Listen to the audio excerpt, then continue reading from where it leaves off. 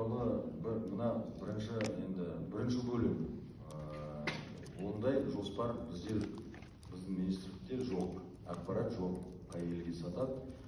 Мына киік етті өзіміздің ішкі нарықта сіз де мен де көрген жоқсыз. Оны әлі көрмедік, базарда бар ондай. Біз ана ақпарат көрдік қой, мына неде Астана маңайында бір машина ұстап алды. Ол заңсыз алып келген ет. Бірақ ол түсінікті, мына ет болса сіз оны лақтырмайсыз ғой.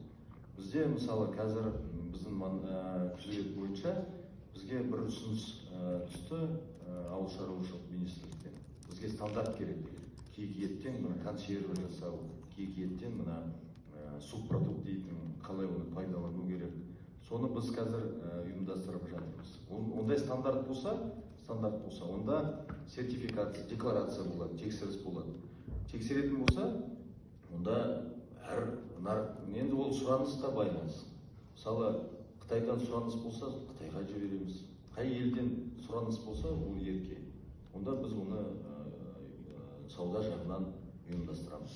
Ол біріншіден мына техникалық реттеуіне сәйкес болу керек. Мына ет қауіпсіздік және